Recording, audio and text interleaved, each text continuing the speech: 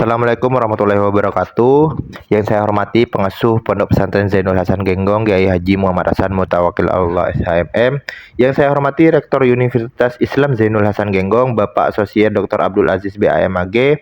Yang saya hormati dosen pembimbing tugas akhir saya, pembimbing 1, Asosiat Profesor Dr. Abdul Aziz BAMAG, pembimbing 2, Ustadz Bayu Gilang Ramadan MPD. Yang saya hormati kedua orang tua saya, Bapak Salahuddin dan Ibu Luki Hidayati, serta kakak saya Muhammad Rizky Hidayat. Perkenalkan, nama saya Muhammad Rafiqul Jalani dari Program Studi Ilmu Seni dan Arsitektur Islam, Fakultas Syariah Usuluddin dan Humaniora. Pada kesempatan ini, saya akan mempresentasikan proposal dengan judul Revitalisasi Gedung Kesenian Keraksan dengan konsep Green Arsitektur sebagai upaya peningkatan potensi wisata kesenian. Dari sebelumnya saya juga mempresentasikan proposal ini, dan ini adalah presentasi revisi dari sebelumnya. Baik, alasan pemilihan judul. Alasan saya memilih judul ini karena Gedung Kesenian Keraksan saat ini mengalami beberapa permasalahan utama. Pertama, terjadinya alih fungsi gedung menjadi basecamp damkar sehingga fungsi utamanya sebagai fasilitas seni dan budaya tidak berjalan optimal. Kedua, fasilitas kesenian yang tersedia masih kurang mendukung aktivitas pertunjukan, latihan maupun kegiatan budaya masyarakat di sekitarnya. Ketiga, kondisi fisik bangunan mengalami penurunan kualitas baik dari segi visual, kenyamanan maupun penataan ruang. Oleh karena itu, diperlukan solusi desain yang berkelanjutan melalui pendekatan green arsitektur agar bangunan dapat kembali berfungsi secara optimal sekaligus menjadi daya tarik wisata kesenian daerah. Lalu, metodologi penelitian. Metodologi penelitian yang saya gunakan yang sebelumnya adalah metodologi penelitian kualitatif. Sedangkan untuk saat ini ditambahkan dengan metodologi penelitian perancangan atau lebih ditekankan kepada metodologi perancangan arsitektur atau architectural design research. Metode ini mengintegrasikan proses penelitian dengan proses perancangan untuk menghasilkan konsep desain arsitektur sebagai produk akhir penelitian. Dalam penelitian ini terdapat beberapa tahapan utama, yaitu metode perancangan, observasi lapangan, wawancara, dokumentasi, studi pustaka, analisis, dan sintetis desain, yaitu antara metodologi kualitatif dan metodologi perancangan. Melalui tahapan tersebut, data yang diperoleh kemudian dianalisis untuk menghasilkan konsep revitalisasi gedung kesenian Keraksan yang sesuai dengan kebutuhan pengguna dan lingkungan. Selanjutnya yaitu kajian pustaka. Pada kajian pustaka terdapat beberapa teori utama yang menjadi dasar penelitian dan perancangan. Pertama, teori bangunan publik menurut Ching yang digunakan untuk memahami fungsi bangunan sebagai fasilitas yang melayani kebutuhan masyarakat. Kedua, teori adaptive reuse dari Dongles yang menjadi acuan dalam pemanfaatan kembali bangunan existing melalui penyesuaian fungsi dan ruang. Ketiga, teori revitalisasi menurut Danisworo yang digunakan sebagai dasar untuk menghidupkan kembali fungsi dan kualitas bangunan agar relevan dengan kebutuhan saat ini. Keempat, teori green arsitektur menurut Fell yang menekankan desain ramah lingkungan, hemat energi, dan nyaman bagi pengguna. Kelima, konsep arsitektur Islami yang digunakan sebagai landasan nilai dan identitas desain melalui penerapan unsur keseimbangan, kesederhanaan, dan kenyamanan ruang. Lalu untuk slide selanjutnya yaitu latar belakang dan fokus masalah bab 1. Kabupaten Probolinggo memiliki potensi seni dan budaya yang cukup besar, khususnya pada bidang seni, tari, teater, dan teater. Potensi tersebut sebenarnya dapat dikembangkan sebagai daya tarik wisata budaya daerah, namun Gedung Kesenian Keraksan yang seharusnya menjadi pusat kegiatan seni saat ini belum dimanfaatkan secara optimal karena mengalami alih fungsi menjadi kantor damkar. Jadi penambahan dari sebelumnya, penambahan revisi yaitu Gedung Kesenian Keraksan yang berada di Desa Sumberlele, Kecamatan Keraksan, Kabupaten Probolinggo merupakan fasilitas publik yang dibangun sejak tahun 2018 melalui sistem pembangunan bertahap multi-year. Namun pembangunan gedung sempat mengalami keterlambatan akibat refocusing anggaran pada masa pandemi COVID-19 sehingga penyelesaian bangunan tidak optimal. Berdasarkan hasil observasi lapangan, kondisi bangunan masih menunjukkan beberapa permasalahan fisik seperti finishing yang belum sempurna, belum tersedianya auditorium, kurangnya fasilitas pendukung kesenian, serta penataan kawasan yang belum optimal. Pada tahun 2025, Gedung Kesenian Kraksan diketahui dimanfaatkan sebagai tempat edukasi dan pos operasional pemadam kebakaran atau damkar di Kabupaten Probolinggo karena kebutuhan ruang operasional sementara. Kondisi tersebut memunculkan kritik dan kekecewaan dari pelaku seni lokal karena gedung yang seharusnya menjadi ruang ekspresi budaya justru mengalami alih fungsi. Pada seniman di Kabupaten Probolinggo sendiri sebenarnya telah aktif melalui kegiatan seni dan budaya sejak lama, namun masih mengalami keterbatasan fasilitas representatif untuk pertunjukan, pameran, latihan, dan aktivitas komunitas ini. Hal ini menunjukkan adanya kebutuhan ruang kesenian yang layak sebagai sarana pengembangan budaya daerah. Pemerintah Kabupaten Probolinggo juga terus mendorong pengembangan sektor pariwisata dan ekonomi kreatif daerah sehingga keberadaan Gedung Kesenian Kraksan memiliki potensi strategis sebagai pusat kegiatan seni budaya sekaligus penunjang wisata kesenian daerah. Selain itu, kondisi bangunan juga mengalami penurunan kualitas seperti yang dijelaskan di atas. Jadi fokus masalah dalam penelitian ini adalah bagaimana mengembalikan fungsi Gedung Kesenian Kraksan melalui revitalisasi bangunan, memperbaiki kualitas ruang, serta menciptakan desain yang lebih fungsional dan sesuai dengan kebutuhan masyarakat.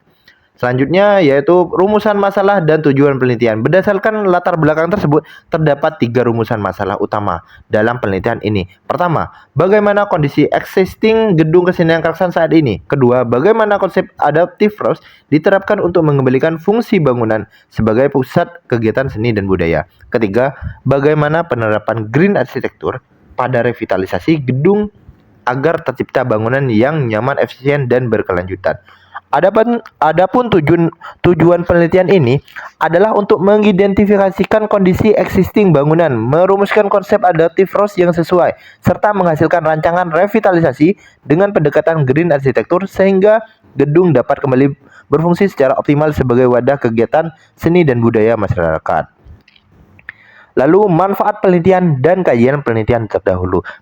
Penelitian ini diharapkan memberikan manfaat secara teoritis maupun praktis. Secara teoritis, penelitian ini dapat menjadi referensi dalam mengembangkan ilmu arsitektur, khususnya terkait revitalisasi bangunan publik melalui pendekatan adaptive roots dan green arsitektur. Sedangkan secara praktis, penelitian ini diharapkan dapat menjadi masukan bagi pemerintah daerah, perencana, dan masyarakat dalam mengembangkan gedung kesenian yang representatif dan mendukung peningkatan wisata budaya di Kabupaten Probolinggo.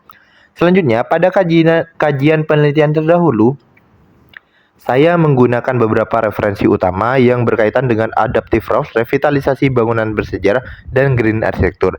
Dari penelitian-penelitian tersebut, dapat disimpulkan bahwa pendekatan adaptive roots mampu menghidupkan kembali fungsi bangunan lama tanpa harus melakukan pembongkaran total. Sedangkan green arsitektur berperan dalam menciptakan bangunan yang lebih ramah lingkungan dan hemat energi. Penelitian saya memiliki perbedaan pada objek kajian yaitu Gedung Kesenian Kraksan dengan fokus pada pengembalian fungsi bangunan sebagai pusat seni dan kebudayaan daerah. Selanjutnya bab 2, tinjauan objek rancangan dan tinjauan pendekatan. Pada bagian tinjauan objek rancangan, objek yang saya kaji adalah Gedung Kesenian Kraksan yang berada di Kabupaten Probolinggo. Gedung ini pada awalnya dirancang sebagai fasilitas publik untuk kegiatan seni dan budaya, namun dalam perkembangannya gedung mengalami alih fungsi sehingga fungsi utamanya tidak berjalan secara optimal. Selain itu, kondisi fisik bangunan juga belum selesai secara maksimal, baik dari segi finishing, tata ruang, maupun fasilitas pendukung lainnya. Oleh karena itu, objek ini dipilih sebagai fokus revitalisasi untuk mengembalikan perannya sebagai ruang publik dan pusat kegiatan seni masyarakat. Selanjutnya, penelitian ini menggunakan pendekatan revitalisasi, adaptive roots, dan green arsitektur. Pendekatan revitalisasi digunakan untuk mengaktifkan kembali fungsi bangunan. Adaptive roots ditetapkan diterapkan dengan pemanfaatan struktur bangunan existing tanpa melakukan pembongkaran total. Sedangkan green architecture digunakan untuk menciptakan bangunan yang nyaman, hemat energi, dan ramah lingkungan. Melalui pendekatan tersebut, diharapkan rancangan yang dihasilkan mampu memberikan kenyamanan bagi pengguna, lebih efisien, serta mendukung keberlanjutan lingkungan. Selanjutnya, nilai-nilai Islam. Dalam perancangan ini, nilai-nilai Islam dijadikan sebagai dasar pendekatan desain. Prinsip yang digunakan meliputi tauhid, keseimbangan, kesederhanaan, pencahayaan alami, serta kontekstualitas dengan budaya lokal. Penerapan nilai-nilai tersebut diwujudkan melalui bentuk bangunan yang simetris, menggunakan elemen geometris pada fasad, serta integritas desain dengan lingkungan sekitar.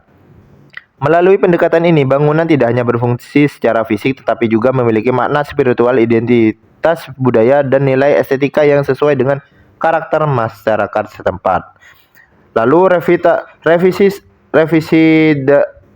revisi arsitektur Islam ada di nilai yang harus dikaitkan langsung dengan desain, di mana sebelumnya nilai-nilai tauhid, keseimbangan, kesederhanaan, dan cahaya dalam bentuk ruang. Jadi revisinya adalah penambahan penjelasan. Setiap nilai tersebut kemudian diterjemahkan secara langsung ke dalam keputusan desain. Misalnya nilai nizam diwujudkan dalam keseimbangan massa dan ruang terbuka, istiqhat pada efisiensi energi dan material, nur pada optimalisasi pencahayaan yang alami, serta hablum minan nas pada perancangan ruang komunal, seni, dan interaksi sosial. Ada di halaman 28 paragraf pertama di pembahasan kesimpulan tinjauan Islami. Lalu kerangka konseptual. Kerangka konseptual dalam penelitian ini dimulai dari identifikasi permasalahan existing bangunan, selanjutnya dilakukan pengembangan konsep revitalisasi, adaptive green architecture, dan integritas nilai-nilai Islam sebagai identitas Islam. Identitas desain. Seluruh konsep tersebut kemudian disintesiskan menjadi proses transformasi desain yang menghasilkan rancangan gedung kesenian keraksan yang lebih fungsional, nyaman, berkelanjutan, serta mampu mendukung aktivitas seni dan pengembangan wisata budaya daerah. Lalu ada revitalisasi di mana ada revisi di mana pendekatan green architecture masih perlu dibuat terukur. Prinsip arsitektur hijau tidak cukup disebut sebagai pencahayaan alami, ventilasi silang, material ramah lingkungan. Mahasiswa perlu membuat indikator desain, misalnya orientasi bangunan. Oke, langsung saja revisinya, yaitu pada halaman 21 sampai 22 penambahan indikator. Di mana awalnya hanya prinsip green arsitektur, penerapan konsep ramah lingkungan, optimalisasi pencahayaan alami, penghawaan alami, efisiensi penggunaan energi, dan penambahan penggunaan material ramah lingkungan. Jadi revisinya yaitu penambahan penggunaan material ramah lingkungan, di mana indikator operasional green architecture dalam penelitian ini meliputi orientasi bangunan terhadap matahari, rasio bukaan terhadap dinding, strategi ventilasi silang, sistem pengolahan air hujan atau rainwater harvesting. Terus proporsi ruang terbuka hijau, penggunaan material lokal, serta target penggunaan konsumsi energi bangunan. Lalu ada revisi lagi di mana output perancangan perlu diperjelas. Mahasiswa perlu menegaskan produk akhir penelitian apakah berupa konsep desain, sheet plan, denah tanpa potongan,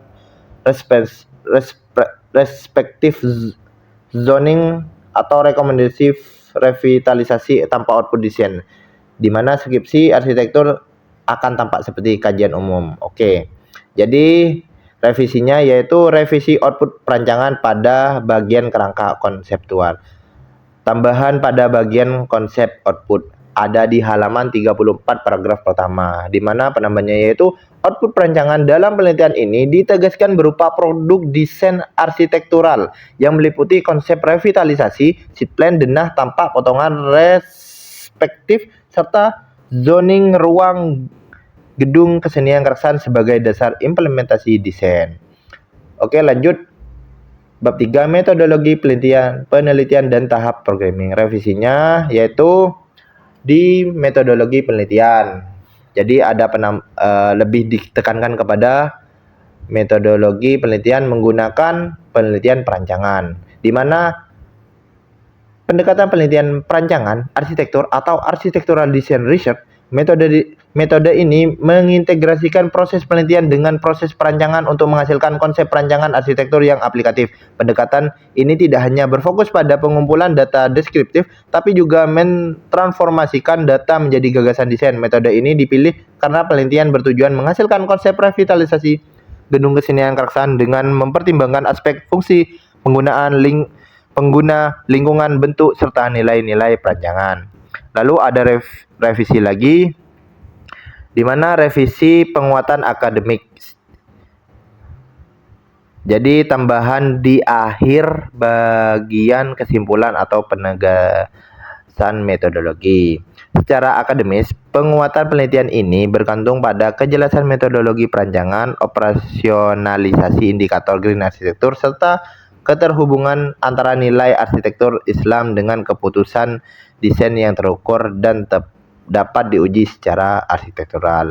Lanjut kepada tahap programming. Tahap programming merupakan tahap awal dalam proses perancangan yang bertujuan merumuskan kebutuhan dasar desain. Pada tahap ini dimulai dari ide, gagasan perancangan, kemudian dilanjutkan dengan identifikasi masalah, penetapan tujuan, batasan perancangan, serta metode yang digunakan. Seluruh tahapan disusun berdasarkan kondisi existing gedung kesenian Keraksaan sehingga arah desain nantinya tetap fokus pada pengembalian fungsi bangunan sebagai wadah kegiatan seni dan budaya.